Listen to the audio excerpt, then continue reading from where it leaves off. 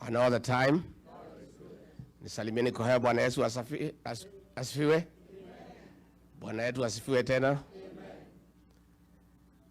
Kenya, hi. Hi cousins. Cousins, hi. Hi bros. Hi sis. Hi mashemeji. Hi Boston. Thank you very much. Our bishops, we are very delighted, and the Kenyan people who are here, we feel very honored that you took time from your very busy schedule and engagements to come and meet us. We are really honored and feel very privileged. We don't take it for granted. We know how busy you are, and the fact that you have taken time to come and have an engagement with us, we feel very honored and very delighted. Since I arrived in the States last week, I started in Seattle, now I'm here. I want to tell you, in my whole life, I've never felt this pampered and spoiled. Watu wananichunga kama mtoto. Ingia hii gari, tunaenda pahali ni 7 minutes, hata sijui ni wapi. Naambiwa tumefika, shuka. Huyu anaitwa fulani. Saa ya kukula imefika. Unataka kulala saa ngapi? Unataka kukula nini? Ndio hii. Unataka kuoga? Unataka maji moto ama baridi? I've never felt so loved. The love and affection you people have shown me and my wife, we feel very indebted, and we feel we are in the right place. Tumeshukuru sana. Yesterday we had a good meeting with some business people. Later on we had a barbecue in Webster kwa jamaa moja anaitwa Madhu. Tukakuta hako na ploti kubwa. Tukamwambia tukatie kidogo hata 100 by 50. And the guy is living well there, and he was saying it's a village, but it's a good place. Today we were in church in St. Stephen, and it was great. Now we are here to engage with Kenyans, and these are Kenyans from all communities. You know, back home, our detractors are accusing me of only talking to my people from the mountain. That is not true. I came here to engage Kenyans, but as I engage Kenyans, I also come from somewhere. So along the way, utapata watu ya nyumbani mukoroge lugha kidogo. But we are here for Kenya. Kenya is a great country. And I want to disagree with, I heard Akina Musalia saying, ati nimekuja hapa kuharibu jina ya Kenya, kusema things are not working.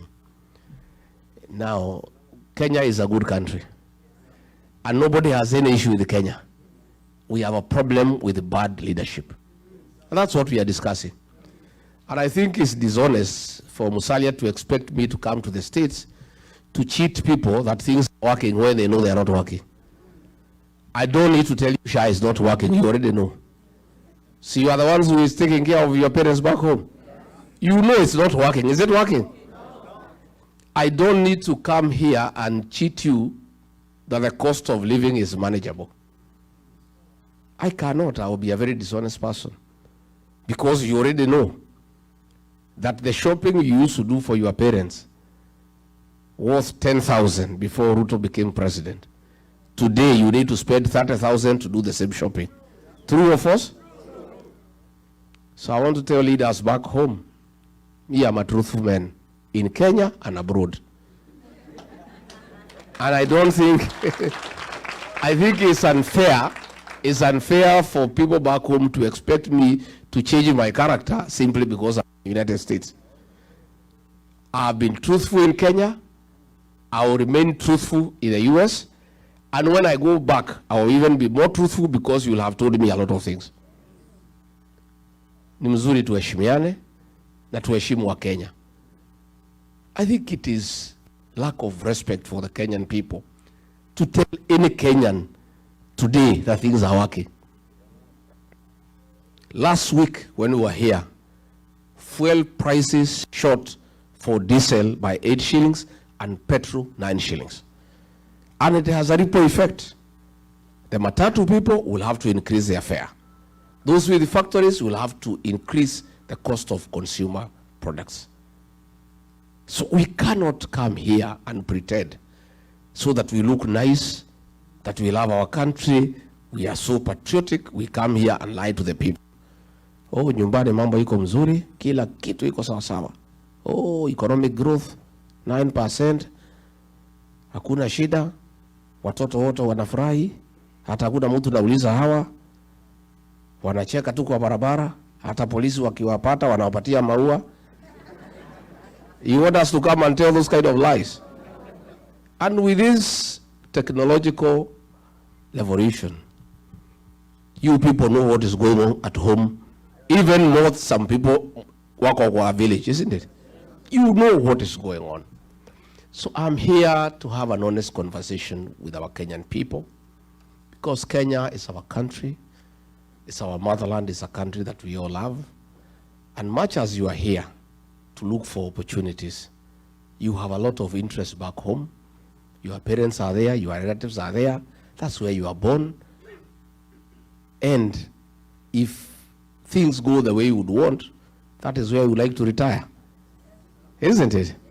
So you are very serious stakeholders in the welfare of our country. In the 1970s, coffee was #1 foreign exchange earner for our country. In the 80s, coffee was overtaken by tea, and tea became #1 foreign exchange earner for our country. In the 90s, coffee and tea were overtaken by tourism, and the tourism became #1 foreign exchange earner for our country. As we speak today, all those have been overtaken. The highest #1 foreign exchange earner for the Republic of Kenya are remittances from the diaspora. You people here in Boston, United States, in the UK, in Germany, in the Arab world, you are driving the Kenyan economy. For us to pay our public debt, which is in trillions, we depend on the dollars you send home. For us to import things from China, from elsewhere, the foreign currency that we depend on comes from you.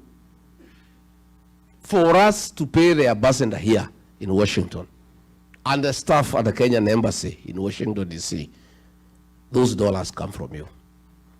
You are a very serious partner of our economic development as a country. Where I come from, we rear some dairy cows. A dairy cow is only useful when it produces milk, and a lot of milk for that matter. For you to get milk from a cow, you must look after it very seriously and very carefully. You must make sure it has enough hay. You must give it dairy meal. You must give it sun. Nowadays, because it's cold, we are giving mattresses for the cows to sleep on so that they don't feel cold. Things are even getting more technical. If you want the cow to give you milk, and a lot of milk, we are now playing country music of Ken Rogers and Don Williams and Crystal Gill to our cows to produce milk. And if you don't take care of the cow, inakata na mazi?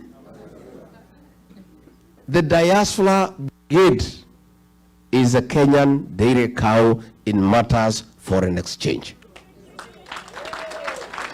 There is no way the dollars will flow to Kenya when the diaspora people are unhappy or when they are unsure of what is going on at home.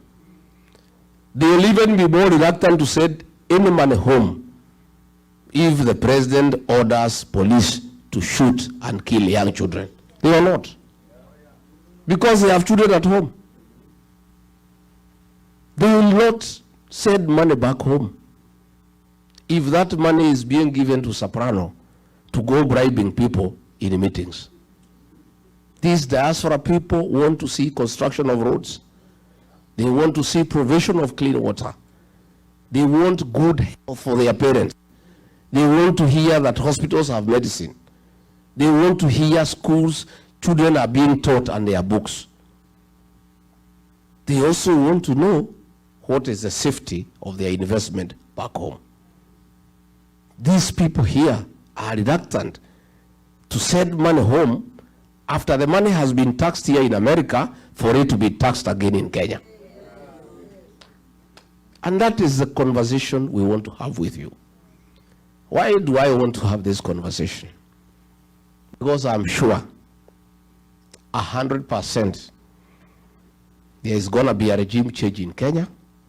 We are going to have a new government, and we want to start preparing our partners in the new administration. Yeah? There is no need for us to wait when we have sent Ruto home, then I start coming to ask you how we can work together. Since we are sure ataenda nyumbani. Eh? Kwani hapa ni one term? Hapa ni one term? What do you mean? Here in the States? In Boston? It's one term? Let me test nione kama ni kwa term. Aya, Harambee. Wewe Ruto. Wewe Kasongo. Wewe Kaongo. Wewe Zakayo. Wewe mtu ya kutenga. Wewe Arabwa shamba. Wewe mwizi. Wewe muuaji. Aende asiende? Atembee asitembee? No, nimekubali hapa ni one time.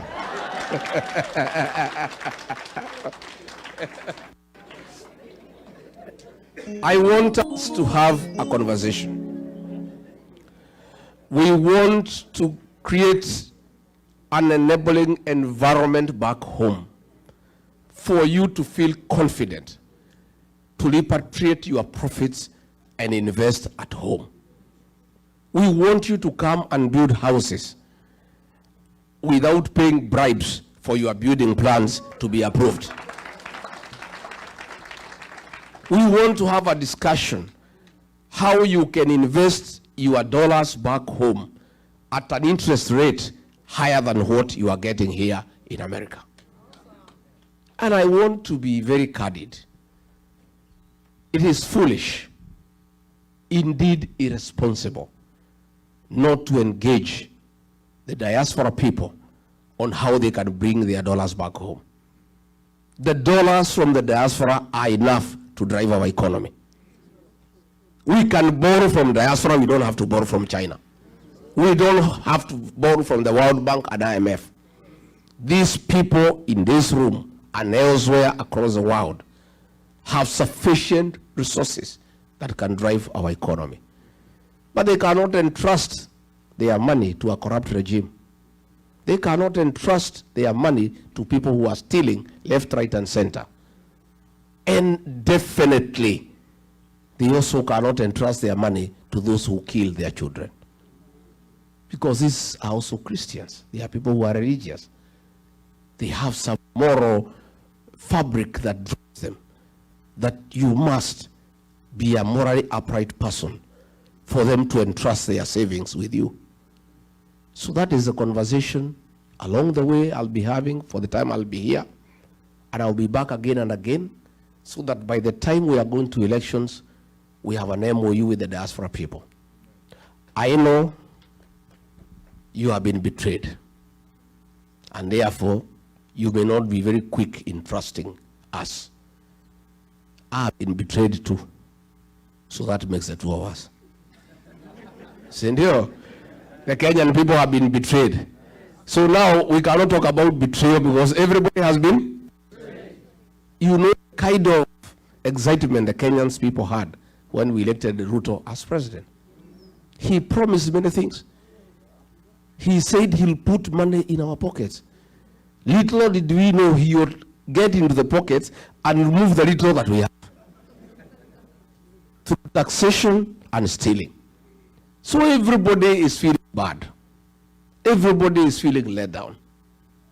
People are almost giving up, but I want to say don't give up. There is a hope for a better tomorrow. The Kenyan people are very resilient and they don't give up. I want us to have a partnership with the diaspora people. I want to see where you people can form yourselves into cooperatives, pull resources together, import our coffee from home and market it here and make the profit and pay our farmers better. Our coffee is the best in the world. When you buy coffee here in Starbucks, it's impossible to afford. But the brokers take all the money, they don't pay anything back home. Our tea, our avocado, the prices here are crazy, yet the farmers at home are crying. If you people organized yourselves, put money together, purchase avocado from home, sell at the same price, keep some profit, and pay your mothers and aunties well, you will have done well for your country and for yourself. I have many ideas, but those ideas, I have to work with them with you and our children, the Gen Zs. These Gen Z fellows, the present and the future of our country. And there is no leader who is going to succeed without working with these children. They are more knowledgeable than all of us. Hawa watoto hakuna kitu hajui. Wamesumbua Ruto, he is not sleeping. Na alikuwa anajifanya ni mjuaji. Amekanyangwa na hiyo watoto hana pahali ya kupotea. Because they are educated, they have pressure, they have access to internet, they are talking with their peers across the world. And the administration that we want to form, the Gen Zs will be part of that government. I want the Gen Zs on the decision-making table so that they can help us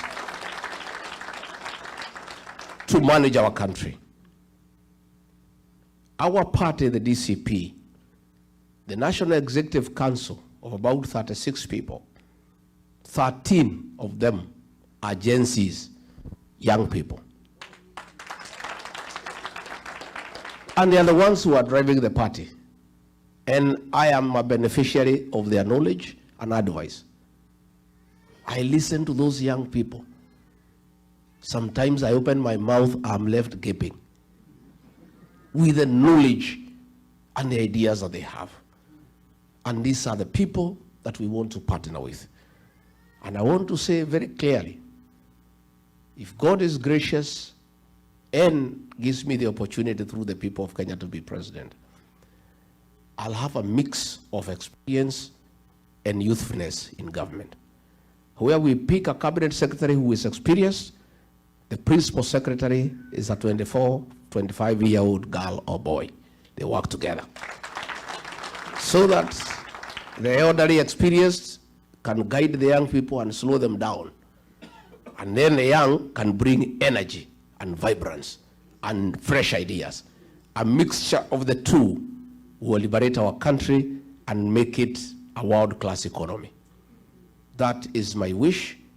That is my dream. It is doable, and already those young people, by listening to them, we are getting to places. And that is why we cannot allow William Ruto to kill them, because we need them. We cannot allow him. So saa ingine mkiona mimi nakuwa mkali kwake, mnielewe. Sina ubaya, ni hiyo watoto. You know, as Deputy President, when he made a decision that those young children should be killed, I said no.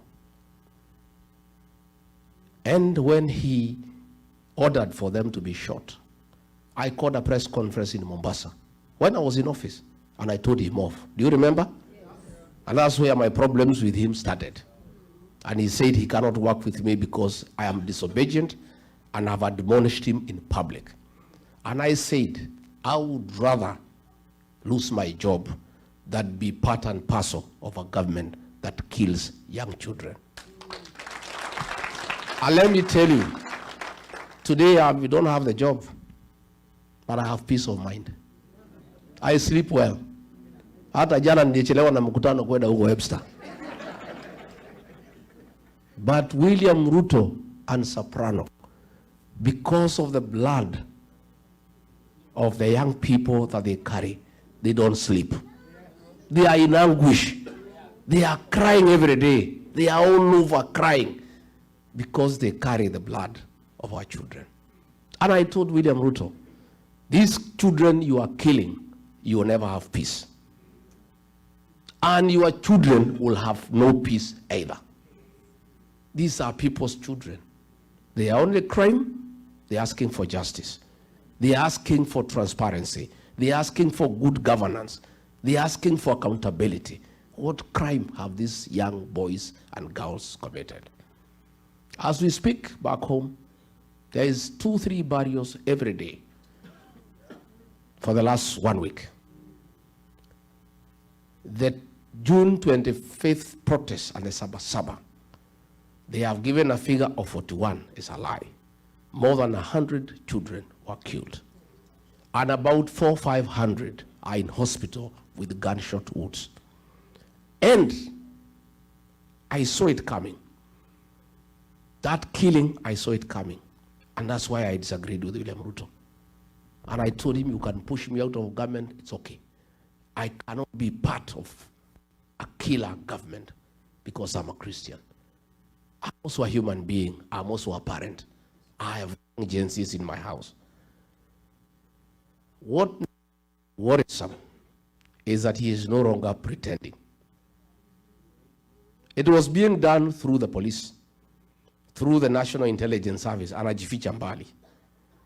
Him and his boys are no longer pretending. There are 3 instructions that have been given. The first one by Kipchumba Murkomen, his homeboy, kijana yake ya nyumbani. Shoot to kill. That is there. It has already been implemented. It is going on. The second one from Ruto himself, shoot in the leg. That is the second one. The third one from Nelson Koech, his tribesman. Don't shoot in the leg, shoot in the head. So those 3 instructions from William Ruto and his own boys are in force. That is the danger we are in as a country, where a president elected by the people can give instructions in public that children be killed, where his minister can give instructions and he's not apologetic about it. That is the situation we are in. And let nobody tell you that the people who have a problem with that kind of behavior are the Kikuyus. No, it's Kenyans, all of them, including his own tribesmen. Who go in Kericho, Bomet, the Kipsigis are crying. Who go in Baringo, the Turkans are crying. Everybody is up in arms. And it's a Kenyan problem all of us must fix. So before I can ask you to bring your investment home, please let us work together and first fix the governance. And there are no 2 ways about it. One term. One term. And I want to, when I'm here, to tell William Ruto and his boys, I've seen they are all over the country castigating me because of one term. One term has nothing to do with Rigathi. It's a decision and the mood of the Kenyan nation. All Rigathi did was look for an appropriate slogan to describe the way the people of Kenya are feeling. Rigathi is just creative, isn't it? Yeah. Rigathi, being a student of literature, he studied the mood of the country, what people have decided, and summarized it in one word, one term. But it's not me. I am here. In the US, one term is still going on. So they are abusing me. He has unleashed Musalia abusing me. Wetangula, Ichung'wa, Cheriot, mwenyewe, kila mtu wananitukana. Even yesterday, they were abusing mama boys. They have sunk so low. Now they're even fighting women, fighting children. When you fight a government, fights children and women. See, you only bure serikali. And Ruto was saying that Kenya is not a failed state. But if you have a government fighting children and women, so that is a failed state. So I want them to know this one term has nothing to do with Rigathi. It's a decision made by the people of Kenya. And I'm happy. I have found that the Kenyans in the US are of the same opinion. Yes. Because you guys talk to people at home every day. And you guys are even feeling the effects of governance much more than people at home. Because you people support families. You have a lot of transactions at home. So even as you work here in the States, you are feeling the impact of bad governance when you are here. So, my brothers and sisters, my cousins, let's fix this together. Mimi nataka munisaidie. You may not know, but you have a lot of influence back home. Hiyo kitu mnatuma na M-Pesa, hiyo titi. Iko na ushawishi kubwa sana.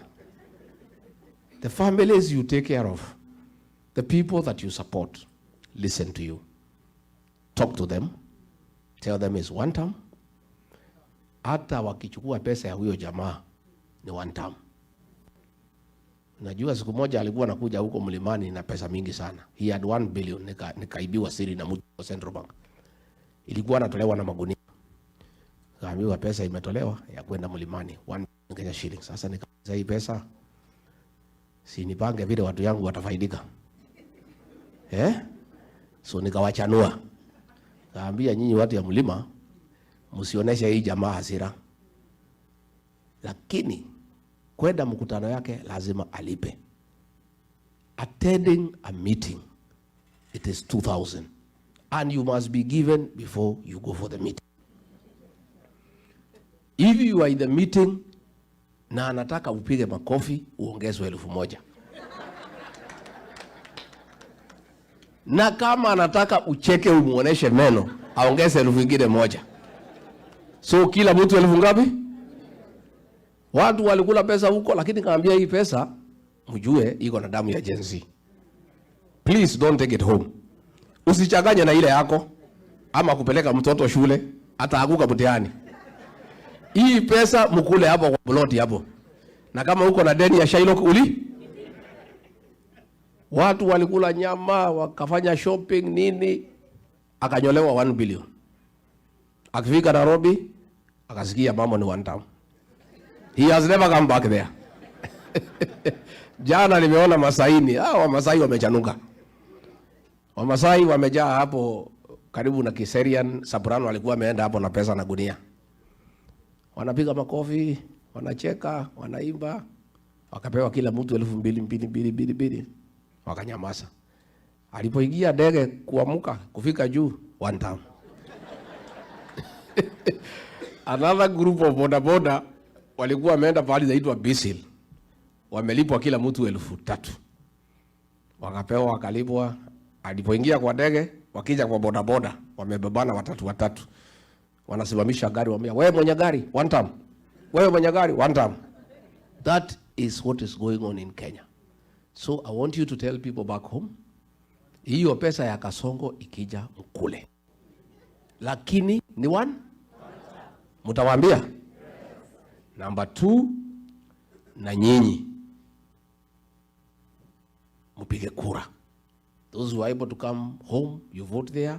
Those who can vote here, you vote here. Again, your congressmen and your senators, you tell them about what is happening in Kenya. They want to saidia kwa Congress and Senate. And because they need your votes here, they can listen to you. You must tell them about the human right violation in Kenya and what is happening back home, so that the American government can understand whom they are dealing with. So mine is to tell you that you are serious partners of our new administration. And I want to assure you, we cannot get it wrong. Ruto is trying to divide the opposition. Ndio apitie katikati. Na yeye ni mkali na ni mjanja. Na ako na pesa, na watu wengi wanapenda pesa. Many people, very few people can be able to withstand corruption through money. So within our team anajaribu, lakini tumekaa imara. Tumekubaliana, mimi niko hapo, Kalonzo ako hapo, Matiang'i ako hapo, Eugene Wamalwa ako hapa, my sister mother ako hapo, Natembea ako hapo, hata huyo Mtata ako, na yule mtu yote anataka kuwa rais. Tumesema kila mtu aende atafute kura zake, kila mtu asanye zake. Pale mwisho next year, hapo after Christmas, tuketi tuweke kura kwa meza, tupige hesabu, tuulizane nani atapeperusha bendera as one candidate only against William Ruto. I am a front runner and I think I have the best chances to be president. But I want to give you a commitment. If the formula does not favor me to send Ruto home, I'll sacrifice my ambition and support whoever the formula favors. Because if he is treating Kenyans this way, when he still needs their votes, you can imagine what will happen if he gets a second term. Kama anasema ati watu wapigwe risasi mguu na gari anatafuta kura, na kama hahitaji kura, si atakupiga yeye mwenyewe. I don't think he even said anybody to shoot people. He'll do it himself. So it must be one term. And we must sacrifice. So I want to give you that assurance. I have seen some reports by KTN sponsored by the National Intelligence Service. So wamekubaliana na huyu, so that they started dividing us and causing conflict. We have not settled on anybody, and it's not yet. There is only one thing that has been agreed on, one term. Si ndio?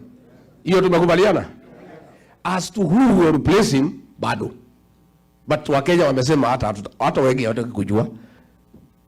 Some women at home waliambia si hataki kujua ni nani, bora huyu atoke. So what has been agreed on, and now the newspapers can write, KTN you can do a video, nani ni one term, hiyo muendelee. That I want to confirm, that has been agreed on. As to who is a flag bearer, at the right time, we'll discuss. And government is huge. There is space for everybody. And we'll agree who takes what position, provided we come up with a formula to create good governance and get rid of corruption, get rid of killing, get rid of abductions. That we must do.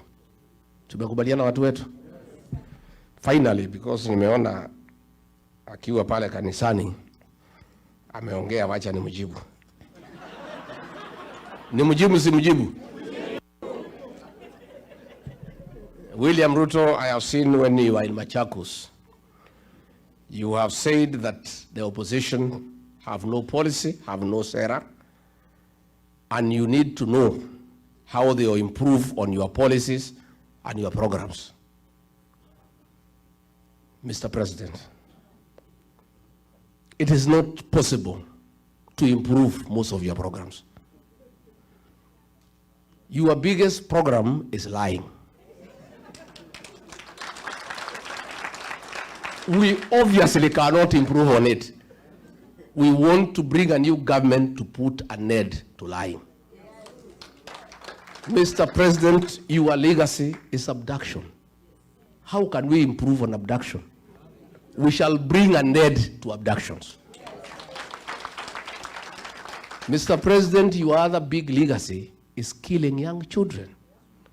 How can you challenge us to improve on killing young children? We shall stop it and never allow it. William Ruto, you have done so well in corruption. How can you challenge us to improve on corruption? We can't, of course. We must bring an end to corruption in our country. William Ruto, you have done so well in destruction of institutions of oversight.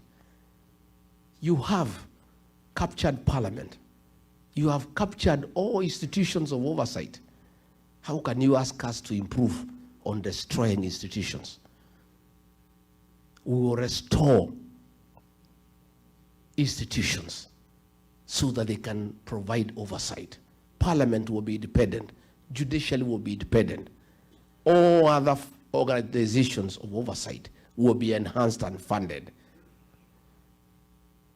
Of course, it is mannerless for you to ask us to improve on raiding the payslip. You have raided the payslip. How can we improve on that? We must free the payslip and restore the dignity of the payslip and the payslip holder so that the middle class can create employment. I have seen you say that we need to improve on your policies. All roads, Mau roads, all tarmac roads started by Uhuru Kenyatta have stalled. How do we improve on stalling them further? We must revive all those projects. And finally, I have seen you say that you did not overpromise. I want to correct you. You didn't overpromise, you overlied. Tumemjibu watu ya mjibu. And finally, because mimi nataka muniulize maswali, si ndio? Si ndio? I just wanted to tell you that we are okay. By the way, we are okay. We are suffering, yes. The English say the darkest hour is just before dawn. It's very dark now. It's pitch dark. We are almost there. Light is almost coming. All these killings will come to an end. All these abductions will come to an end. All this corruption will come to an end. Na huyo jamaa tumemsukuma kwa kona, isipokuwa hawezi kubali, analia kama panya imeshikwa na mtego. Leo Nakuru, our team was there, Nakuru County, for DCP. And they don't attack other parties, because most of the parties are sponsored by William Ruto. DCP is the only party that he knows. One, he cannot compromise, he cannot bias, and he cannot intimidate us. So walikuwa naenda subuki ya kanisa, wakitaka kwenda mikutano, wakafurushwa na polisi. I have talked to the police in Nakuru and they are crying. They are saying the husband of Governor Susan Kehika, called Samburu,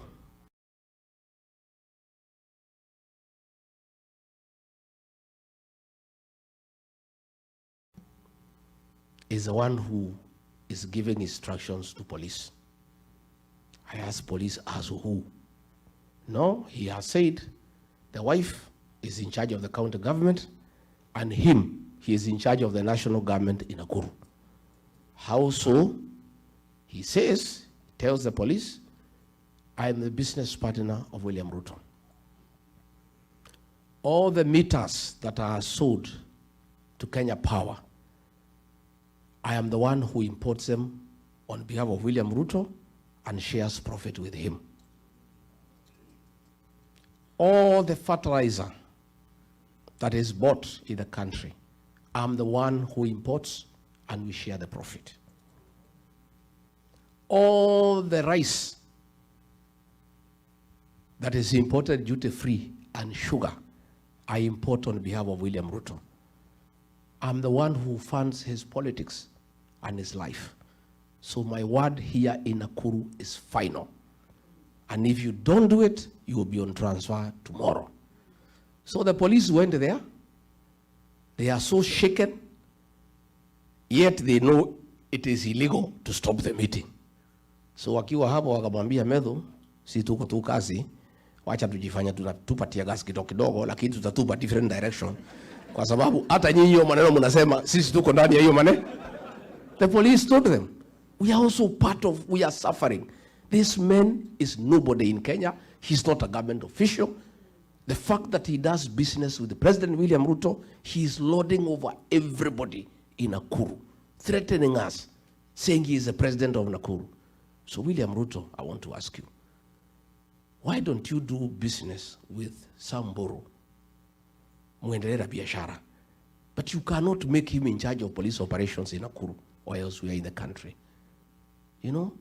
Hata kama anakutengenezea faida, si wewe mwenyewe utafute mtu mwingine ya kuambia polisi vile watafanya instead of him intimidating people in that Nakuru. Na sisi tumesema fine. Since we cannot work on that guy because there's nothing we can do, I have told my people and the people of Nakuru to punish him, his wife, one time. Huyu Susan Kihika, I have already told the people of Nakuru, for what Boro is doing, akitumia jina ya Ruto kuangaisha watu ya Nakuru, to punish him, bibi yake, Susan Kihika akuwe, akitaka kuhamia Sogoi, wakae huko na Ruto, waendelee. So mimi nimeshukuru sana, and I really wanted to assure you, not to be worried. We have got a good plan. And they had tried to isolate the people of the mountain and coin 41 versus 1, lakini Kenya wamekataa. Mimi nimetafuta makuzo, mashemeji, mabros, masiste. We are one big team. Hii mtu tutakimbiza yeye kama baisikeli ya kuibiwa. 70+1 by saa 2. And Gen Zs will help us to protect our vote, to make sure they are in every polling station. So the church, I want to thank you. Ikanyi huyu alikuwa ametutafutia nyumba hapo Kivutu. Amesema vizuri sana that your activities are around the churches.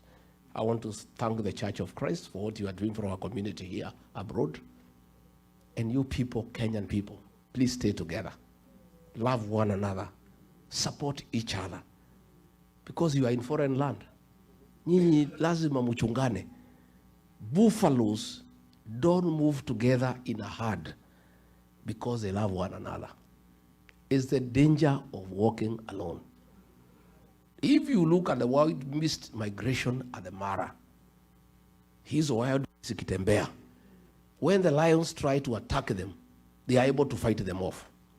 But along the way, one of the beasts gets injured and is unable to walk faster. And the others walk and leave it behind. Within 5 minutes, imechukuliwa, imekuwa nyama. Never walk alone. Please stay together as the people of Kenya. Take care of each other. Tafuteni makazi na mashemeji. Si ndio? Na kazi ni anybody anataka William Ruto akuwe wandamu. That is the definition of cousin. Makuzo mko? Hi Kuzo. Hi Kuzo. Please, we are communities. And I've told you, even the Kalenjin, they are crying as much as everybody else is crying. Because the cost of fuel, there is no one that is cheaper for the Kalenjin.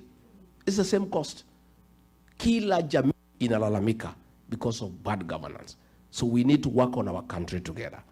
But with the leadership of Gikonyo, mukubaliane yale maneno mnataka tufanye na nyinyi diaspora. Na mimi, I want to promise, hii Los Angeles consulate, hiyo tukipata serikali tutapatia mtu ya diaspora achunge mambo yenu hapo. Hiyo Washington DC hapo embassy mutajaa huko. Because you are the one who understands what needs to be done here in the States. You understand the challenges of Kenyans here. You know the business opportunities. You know how we can grow trade between us and the Americans. Because you have been around for a long time. And you understand these Americans.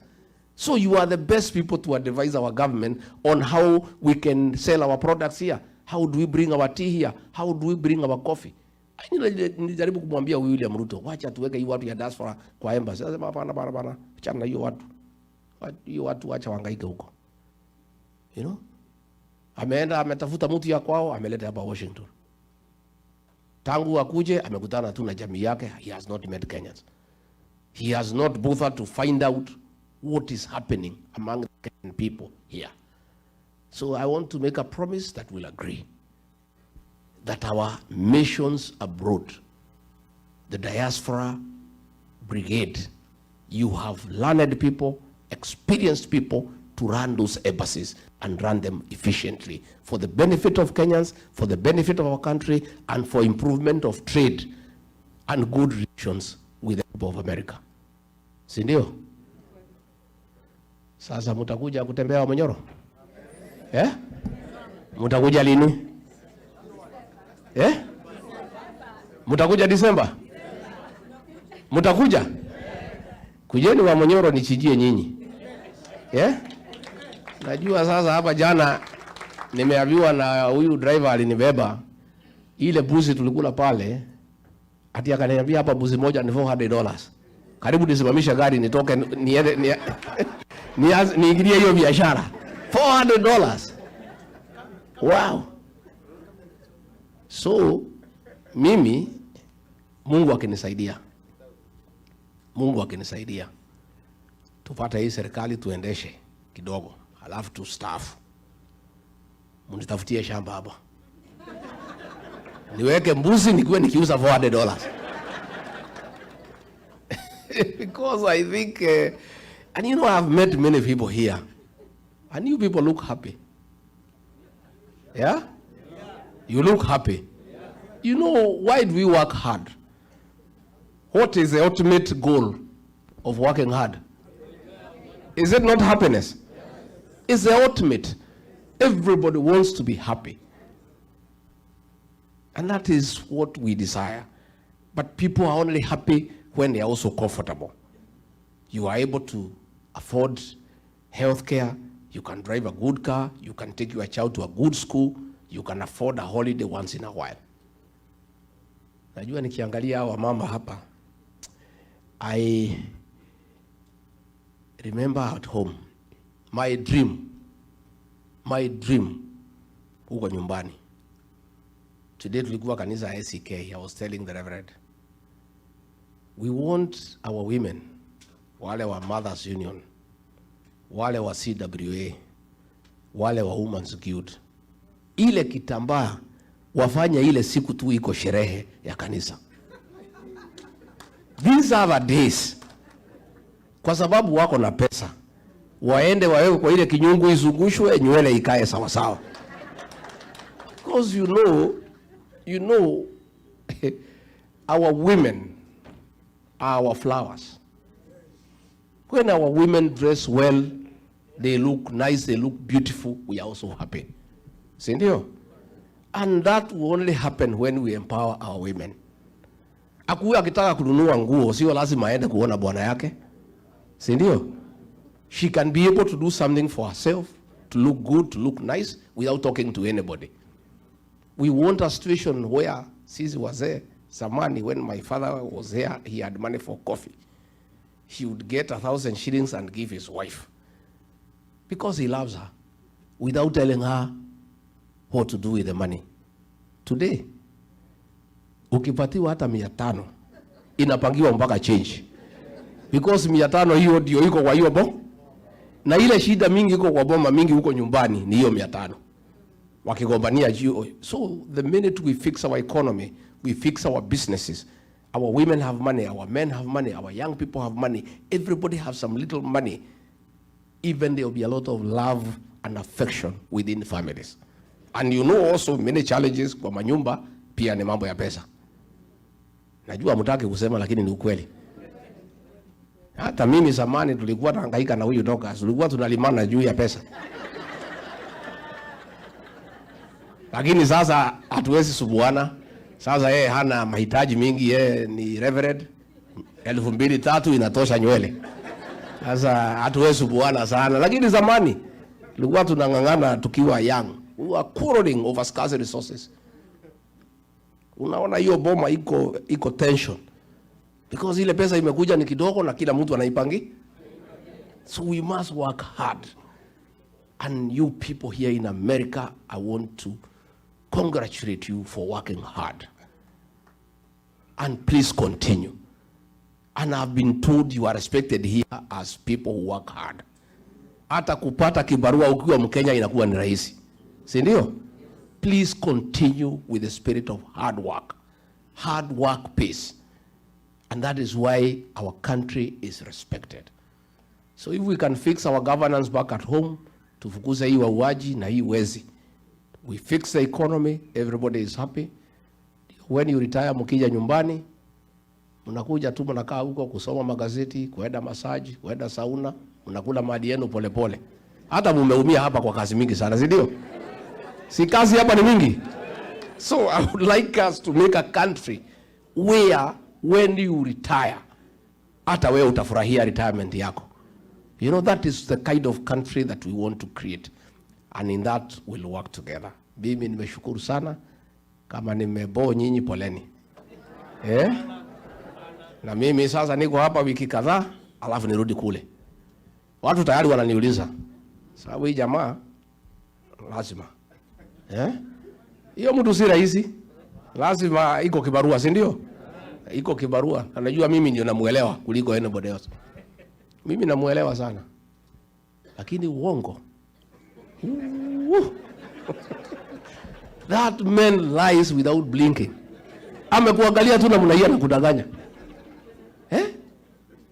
Tangu nizaliwe, I've never come across such a liar in my entire life. Na ilifika pahali mimi nikaona siwezani naye. Siwezi, kwa sababu mimi ni Mkristo, ni mtu ya ukweli.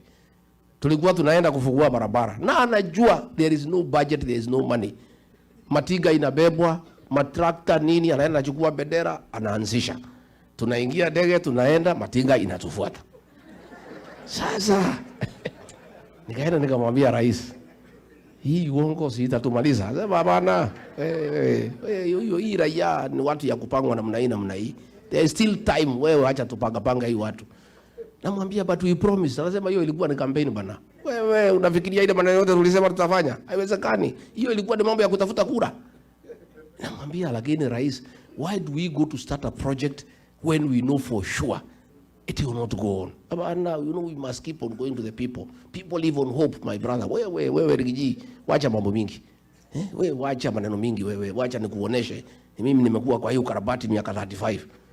Hii watu nitawapanga na watapangika. Hao watu walikuwa napanga. Wamepinduka. He cannot tell them anything. Anything that comes from his mouth, even before he finishes, watu wanasema ni wo? And for killing our young children, he will never recover. Hata akilete manifesto gani, hata akija na binu gani, people of Kenya will never listen. It is done and dusted. It's only a question of time. And the worry is, wataiba kila kitu kabla tuingie. That is my only worry. Hii miaka 2 kupora mali, all the taxes we are paying. Pesa inasanywa, inapatiwa soprano, anabeba pesa na ndege. Helicopters inamfuata karibu sifanye accident huko juu. Everybody has a helicopter. And you know, a helicopter is $1 million a day. Sasa mpaka ng'ombe simeanza kufuata miscarriage kwa sababu ya kelele ya helicopter. Hata kuku hasitaki mayai. Oi mandike napiga kelele everywhere mpaka the animals are confused. You know? So tumekubaliana watu wetu. Mnataka nirudi tena? And we have really enjoyed. We are walking in the morning. The place is beautiful. We are having a time of our life. Wachungaji mmesema tukuje dinner. Iko ugali? Whatever mtatengeneza tutakula. Mbona usipatie snails ama frogs or snakes? But all these other things tutangangana naye. If it looks kama ni kitu ya nyumbani na karibiana, tutakula. We'll come so that we meet our church leaders. We respect you, we honor you, and we really appreciate the great job you do to keep our people spiritually taken care of. Because in these difficult times, our people need spiritual nourishment from time to time. We really value our church leaders for the work you do when we are bereaved, when people are going through struggle. We also know, the way you said, you are also like judges. You solve domestic issues without asking for payment. Hata mkitaka kulipisha hakuna shida. Sababu hii shida ya nyumbani inakuwaga mingi. Sasa kwangu ikitokea sijui itafanya nini kwa sababu wangu tayari ni reverend. Unless we eat a bishop. Lakini kwangu hawezi tokea shida sasa. Sababu kila mtu wako busy. Mimi niko kwa mambo ya one time. Sasa tutakosania na huyu mama nini? Kila mtu yeye anaomba, anaombea nchi, anachuga boy child, mambo ya drugs. And I can tell you, as deputy president with my wife, we had done work on alcoholism and dealt with it conclusively. Our young men had gone back home and started having families. The minute we left office, the illicit brews are back, our boys are back in the trenches. It's so sad because it's something that we had done successfully and we had saved an entire generation. But I'm not worried because there is a God of a second chance. We'll even do it much more with a good program, with a good budget to make sure that we deal with drug addiction and alcoholism.